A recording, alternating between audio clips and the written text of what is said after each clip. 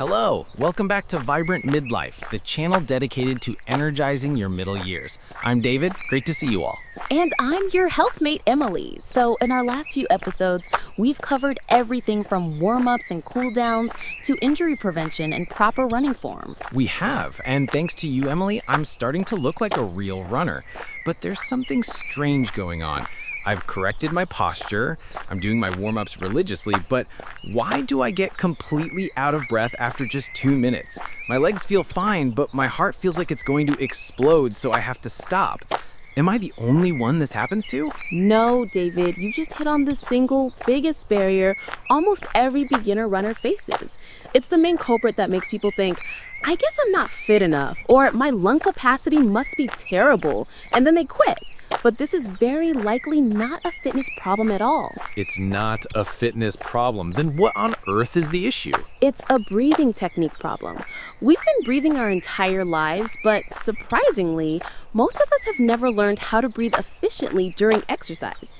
Today, we're going to completely uncover the secret to breathing comfortably throughout your entire run. Wow, I can't wait. What is the secret that will finally calm my pounding heart? The core secret is to switch from chest breathing to belly breathing. When we get tense or out of breath, we unconsciously start taking short, shallow breaths by lifting our chest and shoulders. That's chest breathing, and it's very inefficient because it only uses the top part of your lungs. Oh, now that you mention it, I think that's exactly what I do. My shoulders get all tense and I start taking these short, gasping breaths. Exactly. On the other hand, belly breathing or diaphragmatic breathing uses the large muscle under your lungs called the diaphragm to pull air deep into the entire lung, like filling a balloon from the bottom up. With just one breath, you can take in far more oxygen and fully expel carbon dioxide. I've heard that belly breathing is good for you, but I have no idea how to apply it while I'm running. That's why it's so important to practice it at home before you run. Lie down comfortably, place one hand on your chest and the other on your belly.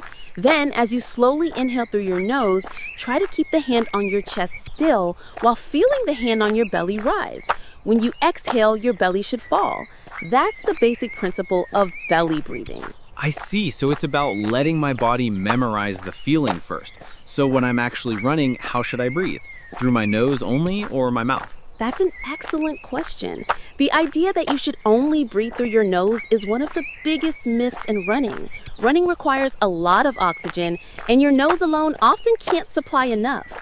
The most recommended method is to breathe in comfortably through both your nose and your mouth and exhale fully through your mouth. Through both my nose and mouth at the same time? Yes, your nose warms and filters the air, and your mouth allows for a larger volume of air to come in quickly. You use them both together.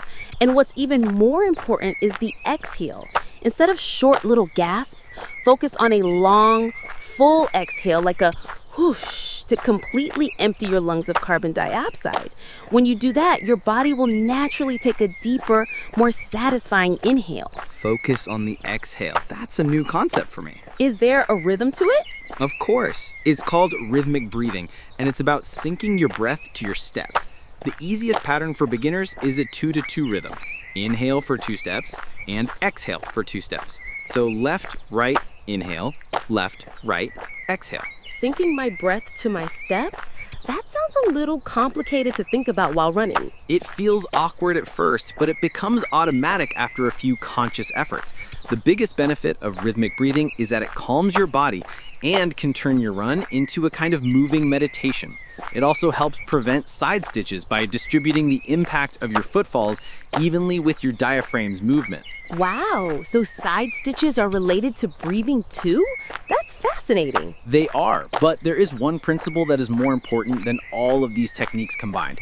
Run at a conversational pace, a speed where you could comfortably say a full sentence or two to a friend. If you're too out of breath to talk, that is a clear signal that you are going too fast, not that your breathing is wrong.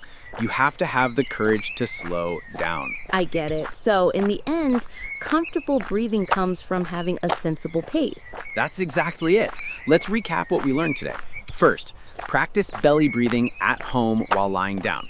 Second, when you run, breathe in through your nose and mouth and focus on a long whoosh exhale through your mouth. Third, try to find a rhythm like in, out with your steps.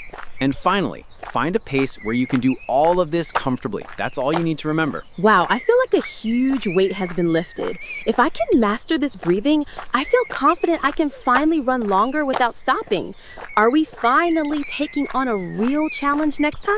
Yes, we are. In our next episode, we'll apply these breathing techniques to our 4-week challenge to run 20 minutes without stopping. This has been David from Vibrant Midlife. And I'm Emily. Breathe easy and have a vibrant day. Thank you.